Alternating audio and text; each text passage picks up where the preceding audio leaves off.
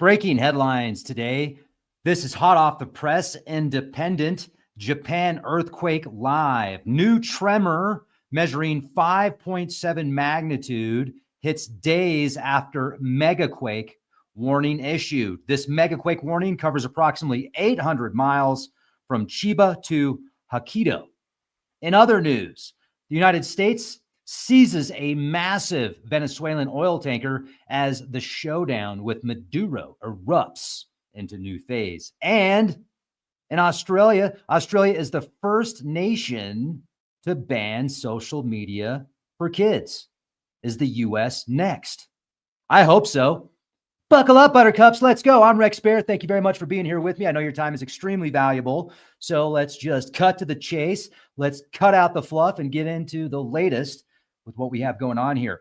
Before we do, though, quick shameless plug. Check us out over on Rumble. And we have a new YouTube channel. It's been around for a little while, but I'm going to be doing a lot more updates on it. It's ESN News or ESN IC News. So just subscribe to ESN. Let me do a quick screen share with you real quick. Real quick. Oops, I just said that twice. Check this out. So this is our other YouTube channel, ESN IC News. Make sure to hit the bell for all notifications. It's rapid fire news. So a lot of times here at Leak Project, we'll go on for half an hour, 2 hours, breaking down the news articles. Here at ESN, if you've just got 5-10 minutes and you want to know what's going on and you want to be up to date, well, that's what we'll give you here at ESN, just the fast, rapid fire style. So check us out over on ESN, and we're also on Rumble. So make sure to subscribe to who's on Rumble here. This is the first news article. So I just going to share this with you. This is from the Independent. And what is going on right now in Japan? You remember Fukushima? That was gnarly. Well, a 7.5 magnitude earthquake struck off northern Japan December 8th. The quake injured at least 51 people. 7 of the injuries are classified as severe. And in response, the Japan Meteorological Agency, JAMA, issued its first ever Megaquake warning, covering an 800-mile swath of coastline from Chiba in the south to Hokkaido in the north.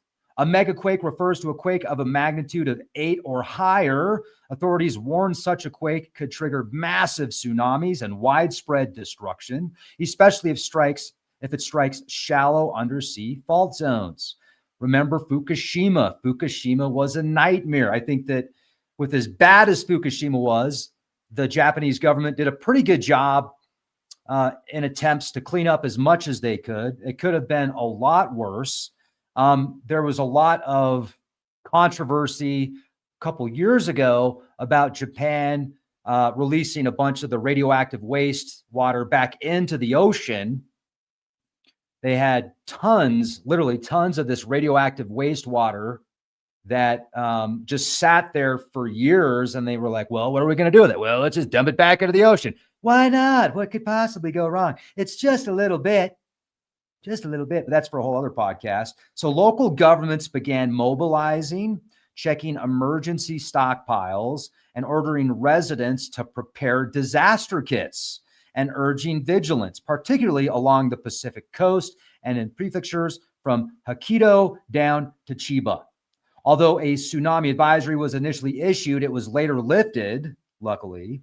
Still, authorities cautioned that strong aftershocks or a large quake could occur in the coming days. Yeah, like a 5.7 that just happened. This is a rare and serious national level alert. The combination of a strong foreshock and heightened seismic risk zones have triggered an unprecedented megaquake warning in modern Japanese history. Preparations and public vigilance are strongly advised. Now, if you read the article from the Independent, the new tremor measuring 5.7 on the Richter scale has been recorded off the coast of Japan's main island, and this is 2 days after the 7.5. It's not yet clear how much damage the latest earthquake has caused, but it comes as the north and the east of the country are on high alert. As I mentioned a moment ago, Monday night's earthquake injured at least 51 people, according to the Fire and Disaster Management Agency, also triggering widespread tsunami warnings with waves up to 70 centimeters reported in several coastal communities. Yeah. In other news, Fox News, Associated Press, U.S. seizes Venezuelan oil tanker. What's going on there? On December 10th, today, the U.S. government under President Donald J. Trump, announced the seizure of a large Venezuelan oil tanker off the coast of Venezuela. The vessel was reportedly under U.S. sanctions for involvement in illicit oil trade linked to Iran and/or narco-terror networks, they say. The interception was carried out by the U.S. Coast Guard with backing from the Navy. Helicopter-borne troops boarded the tanker in a dramatic operation representing the first major tanker seizure by the U.S. in the region after a recent military buildup. Yeah, it's a pretty solid buildup out there. They've got over 12,000 troops, the aircraft carrier Ford, and a plethora of F-35s and F-18s and F-16s, which, by the way, just a couple of days ago, the news reported there were F-16s and potentially F-18s flying into Venezuelan airspace. I'll have to do more research on that, and we'll get back to you. Matter of fact, let's do that real quick now while you're here. F-18s and F-16s fly into Venezuela airspace. Here we go. Recent reports confirmed that the U.S. Navy FA-18 Super Hornets flew into the Gulf of Venezuela near Venezuelan airspace, they say, in what is described as an escalated show of force against the Maduro government, with flights lasting about 40 minutes and sparking tensions as Venezuelan F-16s are also active in the region. These flights originating from the USS Gerald R. Ford carrier are seen as demonstrations of U.S. operational reach and pressure occurring amidst heightened military activities in the Caribbean. Though U.S. officials say they stayed in international waters, while some reports suggested they ventured into Venezuelan airspace. Man, I would be stressed out if I was out there right now, especially if I was a fisherman. So, the interception was carried out. Now let's get back to this oil tanker. The interception was carried out by the U.S. Coast Guard, backing from the Navy. The U.S. justifies the operation as part of its crackdown on narcotics trafficking and illicit crude oil trade tied to entities tied to terrorism. Critics argue it could escalate tensions and may have broader geopolitical consequences. Well, I think that's kind of the point, isn't it? The move has already caused a spike in global oil price uncertainty, and many analysts warn it could trigger a broader confrontation in the Caribbean and Latin America. Speaking of oil, gas prices in Colorado are like, in some places out by Denver, less than $2 a gallon. When was the last time that happened? It's still over $3 a gallon, or close to $3 a gallon out here in Pagosa. This is a small community, and the locals aren't happy about it, but I'm not surprised. So this is more than a law enforcement strike. It's a high-stakes geopolitical move. The seizure signals a sharp escalation in U.S.-Venezuela tensions, with possible ripple effects across global oil markets and regional security. In other news, you can read about this: USA Today, ABC, NBC, Fox. It's pretty much everywhere now.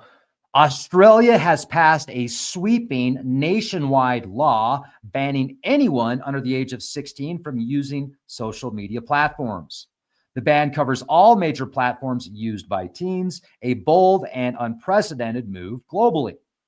The government frames it as a protective measure to shield children from online harms, data exploitation, and psychological risks tied to social media use. However, critics warn that enforcing such a ban will require heavy surveillance, strict age verification systems, and may set a precedent for broader digital censorship. This might mark a major shift in how digital access is regulated for minors worldwide. If enforcement is strict, it could influence similar policy debates in other countries about youth access to social media and internet regulation. I don't think it's a bad idea. I mean, how many kids out there today spend way too much time on social media, and how much does social media impact the minds of youth? It can be devastating for some. So I don't necessarily think that's a bad idea. I want to read your comments. Now, that's just my opinion, and I'm sure there's a lot more that could be involved potentially. Like it's talking about stricter regulations and stricter control with the internet. But that's what's going on right now in that regard. So let's look into this a little bit deeper. I'm going to read some of this article from USA Today. Australia Prime Minister Anthony Albanese wrote about the move in an opinion essay posted December 7th, saying the ban will be one of the biggest social and cultural changes our nation has faced. He's confident it will be a positive change, protecting Australian children from the dangers of engaging with strangers online and the mental health impacts of cyberbullying. It's up to social media companies, including TikTok, Facebook, Instagram, Reddit, Snapchat, YouTube, and others, to ensure children under 16 aren't using their platforms, and companies who fail to block kids from their sites will face substantial fines. There are no penalties for kids who gain access to these platforms or their parents or caregivers. Interesting. And are you in Minnesota, eh? Check this out. This is an article that's at B105. Minnesota town residents shook by strange mystery boom. Residents in International Falls were startled by a large boom, followed by tremors Tuesday morning. About 9 a.m., a loud explosion was heard, windows rattled, and the ground shook in the northern Minnesota town. Conspiracy theories buzz about the boom. Social media buzzed for the next few hours as people tried to understand the source of the event. Conspiracy theories flooded the web, everything from government testing, military exercises, earthquakes. Some people thought it could be a meteor or fireball sonic boom in the sky, because we've seen more fireballs than usual in recent months. That's absolutely true. So these noises were also reported in the International Falls the previous night. Some people questioned the rumbling they heard in the sky that could be tied to the 148th Air National Guard nighttime training exercises out of Duluth. Nighttime flight training took place this week by the 148th across northern Minnesota, Wisconsin, and the Up. Emergency management officials with the Koochiching County Sheriff's Office investigated the incident, tying the blast to a construction company in Fort Frances, Ontario. The company was blasting rock in their quarry, which was likely the cause of the noise and tremors in northern Koochiching County, Minnesota. Fort Frances is directly across the border from International Falls on the other side of the Rainy River. So they asked the company to make sure that they provided updates on future blasts so as not to freak out the local population, the local communities out there. And if you want to read the direct post from Koochiching County Sheriff's Office, at approximately 900 hours this morning, a construction company just north of Fort Frances, Ontario, conducted blasts in their quarry, which resulted in what we believe the boom and tremors that were felt in the northern part of the Koochiching County. Emergency management officials have been in contact with the company and will now receive updates from them and will notify our county residents prior to future blasts. Blast off, ladies and gentlemen. Wow, we got a lot of news. I mean, this is wild. So the thing about Japan is such an incredible nation, amazing culture and history, and their technology is incredible. Very, very smart culture. And the thing is, I think there's 33 nuclear plants in Japan. And since Fukushima, many of those were shut down. 14, I believe, are operational now. Many of these next to the coast. So what happens if there is a megaquake and an 8.0 or higher earthquake in a region with one of these nuclear power plants? Let's hope there's not another Fukushima 2.0. But with all of this money being spent on energy for these data centers and artificial intelligence and supercomputers, now the U.S. is working on micro reactors that they want to bury a mile underground that they say will be an extra level of security and safety. You know, it's interesting because a few days ago, an interesting report on artificial intelligence and what happens if artificial intelligence reaches super intelligence, and how long it would take to wipe out humanity if that was the case, and the ASI, artificial superintelligence, felt threatened by humanity. And it in this video, it played out different scenarios that would take place if an ASI became sentient, became self-aware, and it wanted to protect itself. It would start downloading itself into various networks and data centers.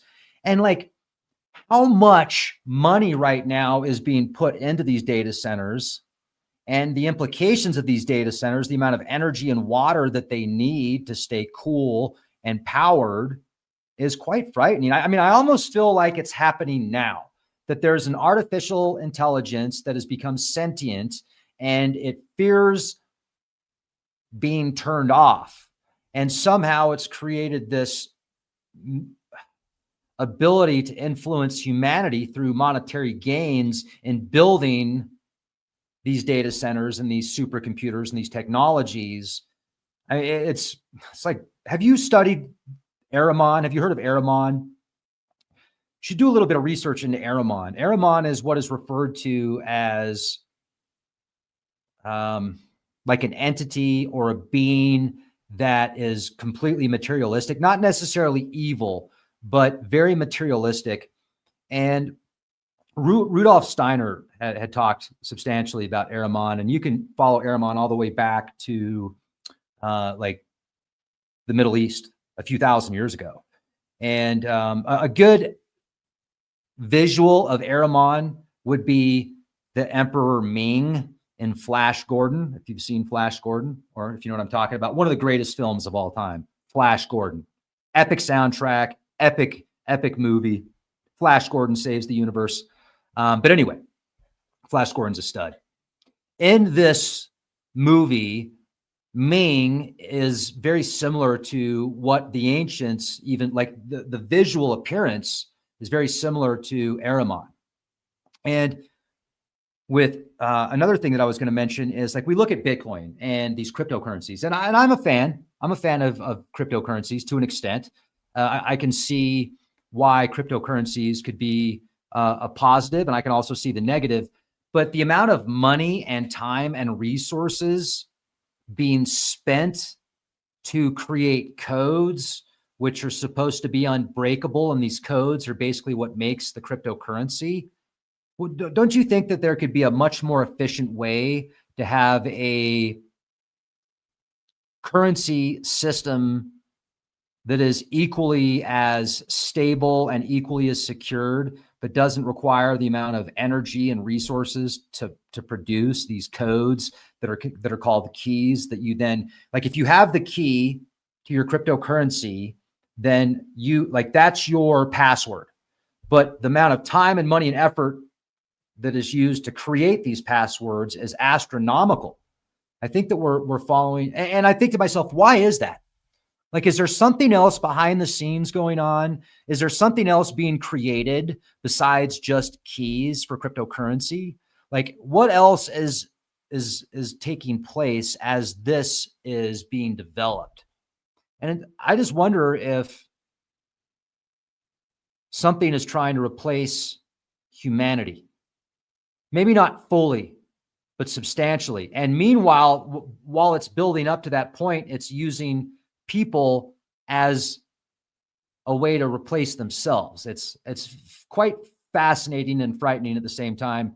You know, I've been talking about this for the past 15 years, and you've probably been thinking about it for the past 15 years. So anyway, just questions that I ask.